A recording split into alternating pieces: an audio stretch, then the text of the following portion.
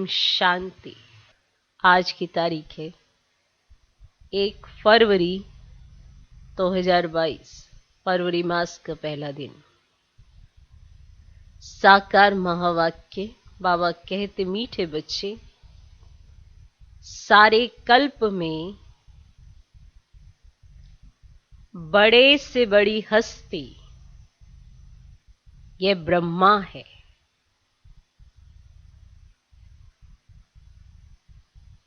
सारे कल्प में बड़े से बड़ी हस्ती ये ब्रह्मा है। इसमें ही बाप प्रवेश करते हैं। इसमें ही बाप प्रवेश करते हैं। इन्हें ही तुम्हें फॉलो करना है। इन्हें ही तुम्हें फॉलो करना है। बाबा कहते, मीठे बच्चे, सारे कल्प में बड़े से बड़ी हस्ती यह ब्रह्मा है। इसमें ही बाप प्रवेश करते हैं। इन्हें ही तुम्हें फॉलो करना है। आज का प्रश्न, बाप और दादा दोनों का विशेष गुण कौन सा है जिसे तुम्हें फॉलो करना है? बाप और दादा दोनों का विशेष गुण कौन सा है जो बाप में भी है और दादा में भी है? दोनों में एक विशेष गुण है जिसे तुम्हें फॉलो करना है। उत्तर, बाप निराकारी सो निरंकारी है।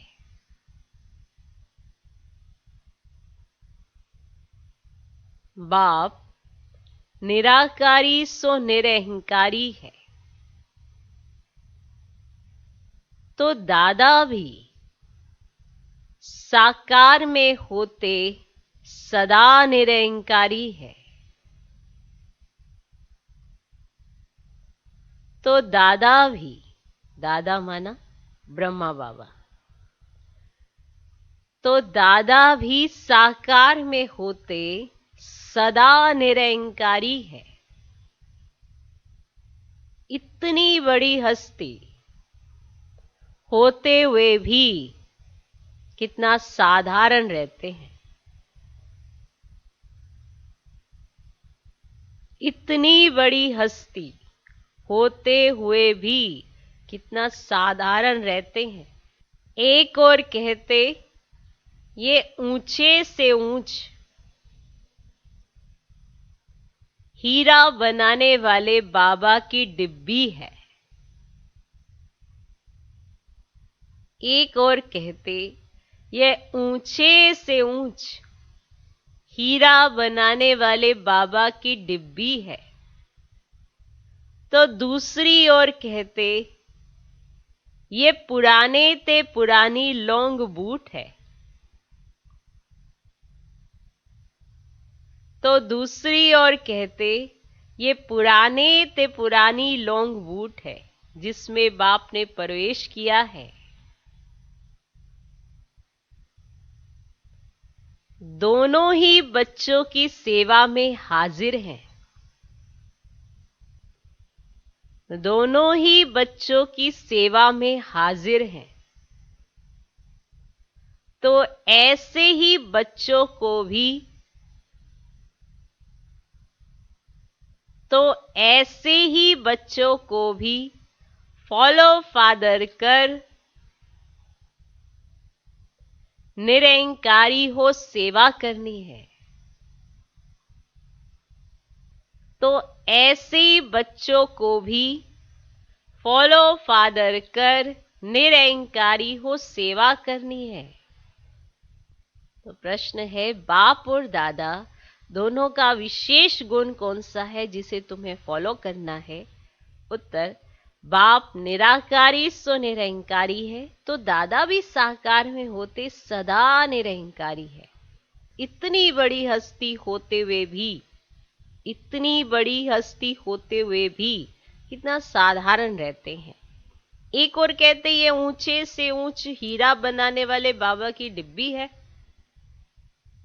और दूसरी ओर कहते ये पुराने ते पुरानी लॉन्ग बूट है जिसमें बाप ने प्रवेश किया है। दोनों ही बच्चों की सेवा में हाजिर है, तो ऐसे ही बच्चों को भी फॉलो फादर कर निरंकारी हो सेवा करनी है। आज का गीत है ओम नमो शिवाय। ओम शांति। बच्चों ने किसकी महिमा सुनी? सब बच्चे कहेंगे कि ऊंचे ते ऊंच भगवान, उनका नाम है शिव। शिवाय नमः कहते हैं ना, ये तो भारतवासी जानते हैं, शिव जयंती भी मनाते हैं, महिमा भी बहुत करते हैं, तमेव माता च पिता तमेव, परंतु सिर्फ इतने तक ही कहते हैं शिवाय नमः। वे माता पिता कैसे हैं, वर्षा कैसे देते हैं, ये दुनिया भर में कोई नहीं जानते। ये तो एक वंडरफुल हस्ती है। शिव बाबा है निराकार।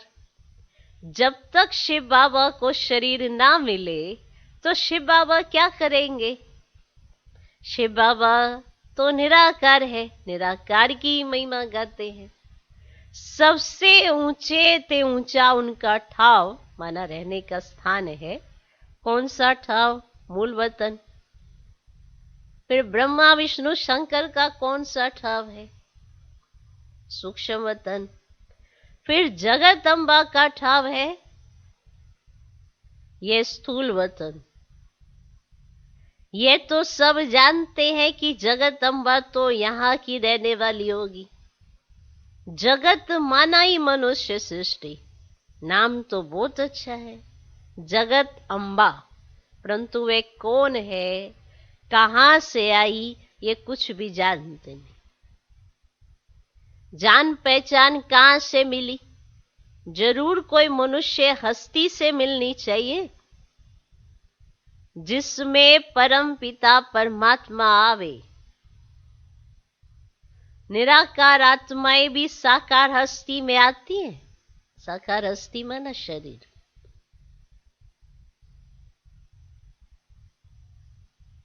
निराकार आत्माएं भी साकार हस्ती में आती हैं। भल आत्मा तो जानवर में भी है, परंतु उनका कुछ भी गायन नहीं है। गायन किस हस्ती का होता है? निराकार शिव बाबा का। वे जब तक हस्ती में ना आए तो कुछ कर ना सके। आत्मा को भी जब तक हस्ती ना मिले, माना शरीर ना मिले, तो पाठ बजा ना सके। सिर्फ हस्ती का गायन नहीं, हस्ती माना शरीर। हस्ती में जब आत्मा आती है तभी उनका गायन होता है। एक हस्ती माना बड़े ते बड़ी असामी जिसे कहेंगे, और एक हस्ती माना शरीर। तो आत्मा की बात जब हो तो हस्ती माना शरीर। हस्ती में जब आत्मा आती है तभी उनका गायन होता है। बाप कहते मेरी महिमा तो सब करते हैं पतित पावन, परंतु मुझे भी मनुष्य तन चाहिए जिसमें मैं प्रवेश करूं।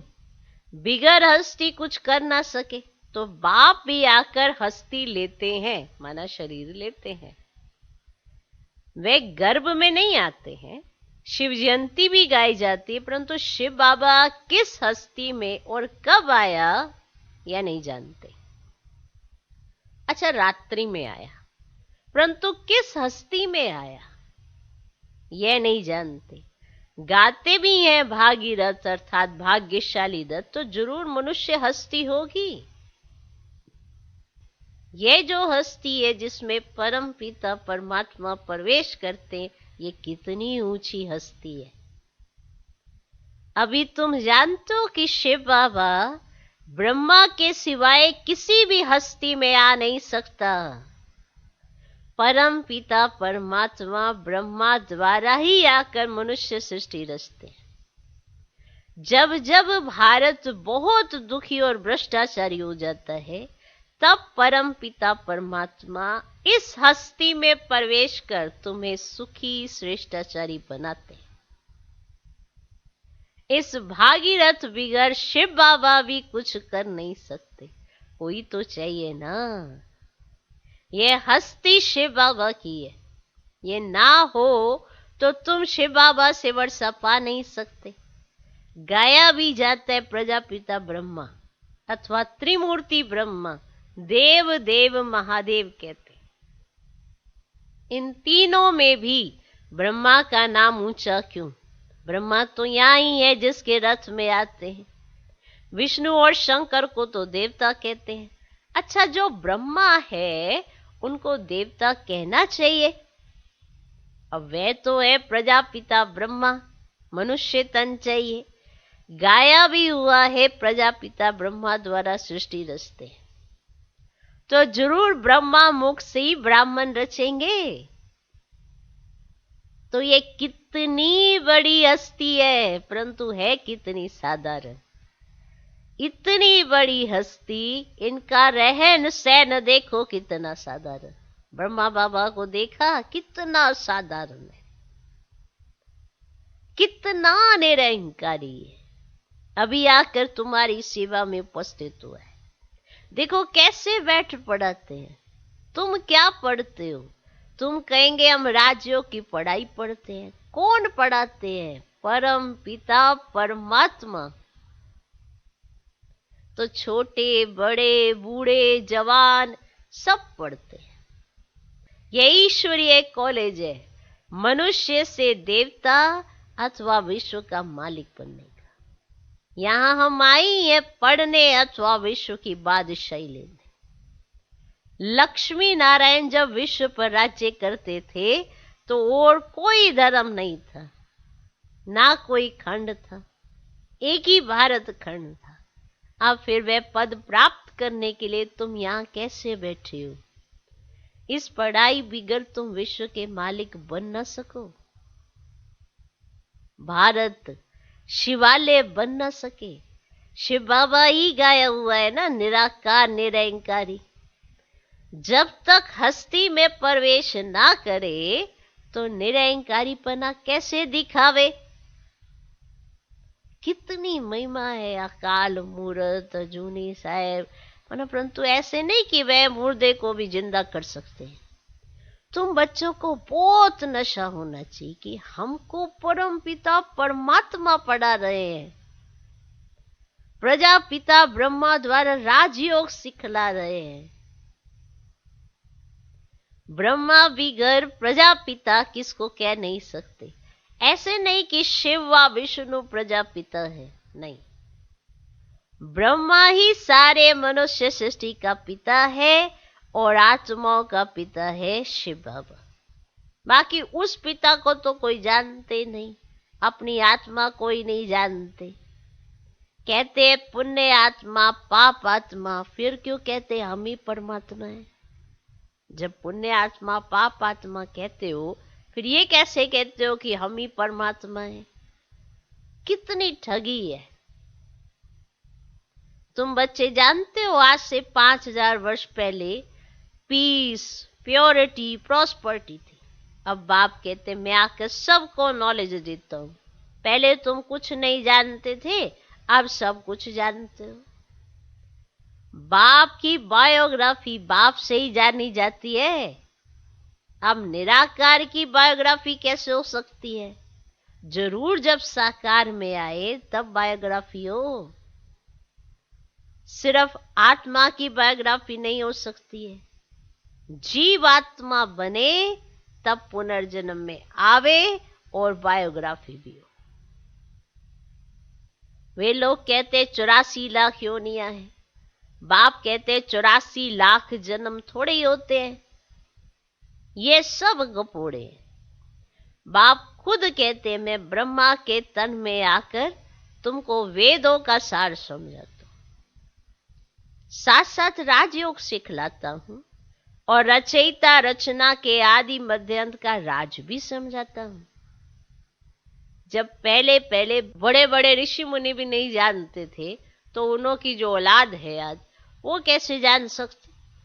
तो देखो, बड़े ते बड़ी हस्ती कितने साधारण रूप में है ना, कितना साधारण है बाबा। ऊंचे ते ऊंच हीरा बनाने वाला बाप है, उनकी ये डिब्बी है। माना ब्रह्मा बाबा का रथ, शिव बाबा की क्या है? डिब्बी है ना। रथ कहो, पुरानी जूती कहो, सबसे पुरानी जूती है। सबसे पुराने से पुराना तो ब्रह्मा बाबा है ना। पहले पहले जब आत्मा आती है तो बिल्कुल नंबर 1 थी। श्री नारायण को नंबर 1 रखेंगे। श्री लक्ष्मी भी प्लस में है, उन्होंने भी पुनर्जन्म लिए। पहले सूर्यवंशी, फिर चंद्रवंशी में ऐसे जन्म लेते 84 का भी हिसाब चाहिए ना। 84 लाख का हिसाब तो कोई बता ना सके। 84 लाख जन्मों के कारण फिर कल्प की आयु भी उन्होंने लाखों वर्ष लिख दी। अगर लाखों वर्ष होते तो भारतवासी हिंदू बहुत होते, फिर तो सबसे ज्यादा क्वांटिटी उनकी होनी चाहिए थी। परंतु यह तो संख्या और ही कम है। भारत का आदि देवी देवता धर्म प्राय लोप हो गया है। कोई भी अपने को देवता नहीं कह सकते, क्योंकि देवता तो सर्वगुण संपन्न थे, अब वह है ही नहीं। रावण राज्य है ना कि ना कि राम राज्य। दुनिया वाले ना राम की ना रावण की बायोग्राफी को जानते। दिन प्रतिदिन रावण की पाग बढ़ती ही जाती है, वरना और ऊंचा और बड़ा होता जाता है, उसकी पाग बढ़ती जाती है, दुनिया पतित होती जाती है। 16 कला से गिरते गिरते 9 कला, कोई कला नहीं रही है। सब कहते मुझ निर्गुण आरे में कोई गुण नहीं, आप ही तरस करो। तो हम सर्वगुण संपन्न 16 कला संपूर्ण बने। भारत पहले परिस्थान था। कहने मात्र तो कहते हैं, परंतु सृष्टि चक्र को कुछ जानते नहीं। बाप कहते हैं तुमको माया ने तुच्छ बुद्धि बना दिया है, परंतु अपना घमंड कितना है। माना है तुच्छ बुद्धि, परंतु घमंड नहीं छोड़ते। तुम बच्चों को बाप कहते मीठे बच्चे, तुम राम को याद करो तो माला में पिरोने लायक बन जाएंगे। रुद्र माला के बाद होती है विष्णु माला। भक्त माला में भक्तों की महिमा होती है। यह रुद्र माला फिर विष्णु माला में पिरोनी है, यानी विष्णु के राज्य में जाते हैं। कितना ऊंचा ज्ञान है। संन्यास भी 2 प्रकार का है। एक है हठ योग संन्यास। कर्म संन्यास तो कभी हो ही नहीं सकता। कोई ये सोचे कि मैं तो कर्म सन्यासी हूं, परंतु कर्म सन्यासी तो हो ही नहीं सकते। उठना बैठना खाना पीना ये भी कर्म ही है, इसका सन्यास तो कोई करता नहीं। कर्म सन्यास तो कभी हो ही नहीं सकता। कर्म बिगड़ तो मनुष्य रह ही नहीं सकता।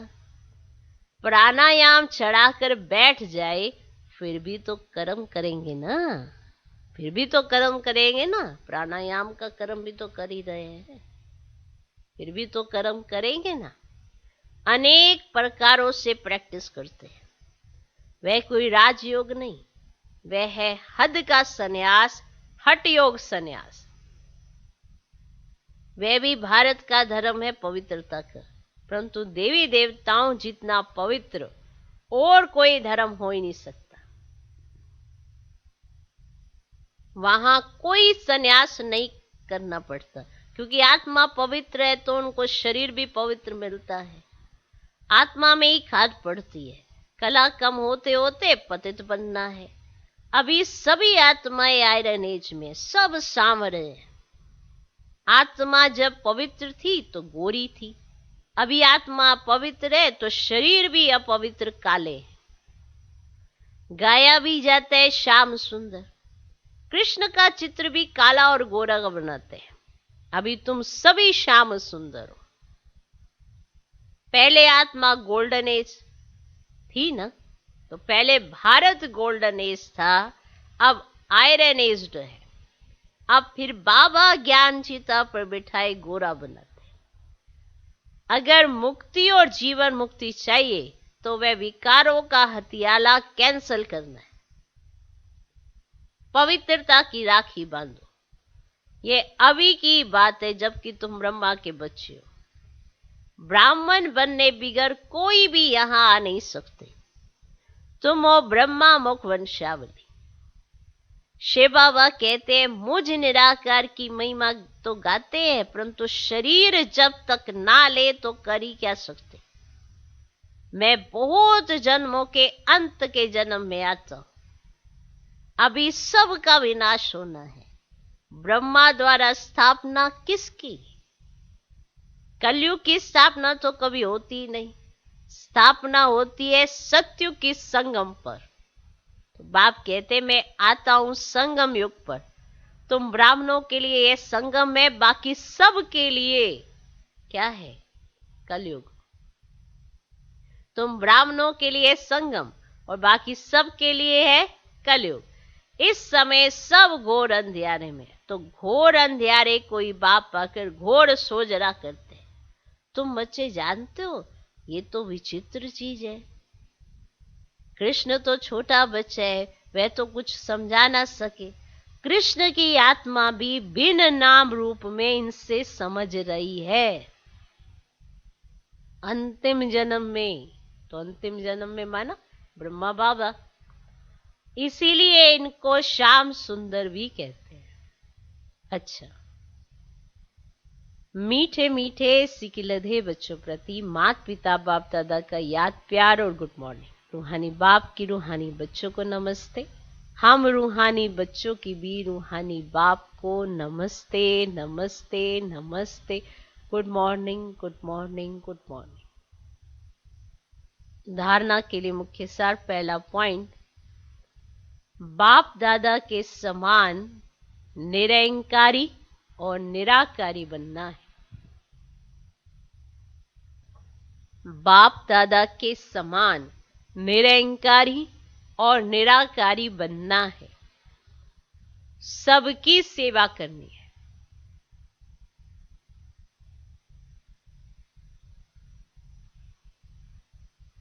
दूसरा पॉइंट, मुक्ति जीवन मुक्ति के लिए पवित्रता की राखी बांधनी है।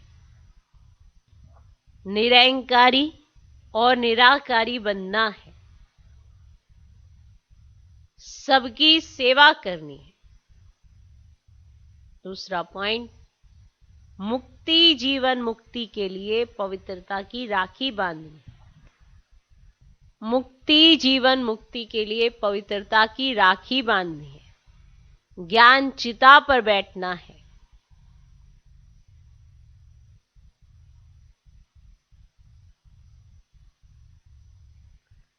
आज का वरदान, पावरफुल ब्रेक द्वारा सेकंड में व्यक्त भाव से परे होने वाले अव्यक्त फरिश्ता व अशरीरी भव। पावरफुल ब्रेक द्वारा सेकंड में व्यक्त भाव से परे होने वाले अव्यक्त फरिश्ता व अशरीरी भव। चारों ओर आवाज का वायुमंडल हो, लेकिन आप एक सेकंड में फुल स्टॉप लगाकर व्यक्त भाव से परे हो जाओ। एकदम ब्रेक लग जाए, तब कहेंगे अव्यक्त फरिश्ता व अशरीरी। अभी इस अभ्यास की बहुत आवश्यकता है, क्योंकि अचानक प्रकृति की आपदाएं आनी है। उस समय बुद्धि और कहां भी नहीं जाए, बस बाप और मैं बुद्धि को जहां लगाना चाहे वहां लग जाए। इसके लिए समाने और समेटने की शक्ति चाहिए, तब उड़ती कला में जा सकेंगे। तो चारों ओर आवाज का वायुमंडल हो, लेकिन आप एक सेकंड में फुल स्टॉप लगाकर व्यक्त भाव से परे हो जाओ। एकदम ब्रेक लग जाए तब कहेंगे अव्यक्त फरिश्ता व शरीरी। अभी इस अभ्यास की बहुत आवश्यकता है, क्योंकि अचानक प्रकृति की आपदाएं आनी है। उस समय बुद्धि और कहां भी नहीं जाए, बस बाप और मैं बुद्धि को जहां लगाना चाहे वहां लग जाए। इसके लिए समाने और समेटने की शक्ति चाहिए, तब उड़ती कला में जा सकेंगे। आज का स्लोगन, खुशी की खुराक खाते रहो तो मन और बुद्धि शक्तिशाली बन जाएंगे। खुशी की खुराक खाते रहो तो मन और बुद्धि शक्तिशाली बन जाएंगी। मातेश्वरी जी के अनमोल महावाक्य। दुनिया में अनेक प्रकारों की मत से परमात्मा की श्रेष्ठ मत। इस दुनिया में 3 प्रकार की मत है। एक है मन मत, दूसरी है गुरु मत और तीसरी है शास्त्र मत। मन मत, गुरु मत, शास्त्र मत। अब विचार की बात है, मन मत, गुरु मत अथवा शास्त्र मत सभी आत्माओं की मत ठहरी, ना देवता मत ठहरी। ना आत्माओं की मत, ना देवता मत ठहरी, ना परमात्मा की मत ठहरी। भल कोई देवता की मत मिले, परंतु वो मनुष्य आत्मा की मत हुई। परंतु देवताएं तो सर्वगुण संपन्न 16 कला संपूर्ण है, उन्हें गुरु मत और शास्त्र मत की जरूरत ही नहीं है। उन्हें गुरु की भी जरूरत नहीं थी। गुरु किया जाता है सदगति के लिए, तो जो अधोगति में है वो गुरु कर सकते हैं, परंतु सत्युग त्रेता में तो अधोगति नहीं है ना, तो वहां गुरु करने की जरूरत नहीं है। वास्तव में सच्चा गुरु एक परमात्मा है, जो सर्वात्माओं को सदगति देने इस ड्रामा के अंत में आता है। बाकी तो सभी नाम मात्र गुरु हैं, क्योंकि कोई भी मनुष्य आत्मा मुक्ति और जीवन मुक्ति का रास्ता बता ही नहीं सकती। देवताएं भी मनुष्य से देवता बने हैं, बाकी वे कोई तीसरी आंख वाले व 4 भुजाधारी नहीं थे। लोग तो समझते हैं कि देवताएं कोई मनुष्य से भिन्न होंगे। हाँ, भिन्नता यह है कि वो 16 कला संपूर्ण होने के कारण बहुत पवित्र है, उनके संस्कार शुद्ध थे। बाकी मनुष्य तो मनुष्य थे। मनुष्य में जब दैवी गुण है तो उन्हें देवता कहते हैं। अब यह मत हमको परमात्मा द्वारा मिल रही है। हम मनुष्य मत या गुरु मत पर नहीं है, हम चल रहे हैं परमात्मा की मत पर। सभी आत्माओं से परमात्मा की जरूर श्रेष्ठ मत होगी। अच्छा, ओम शांति।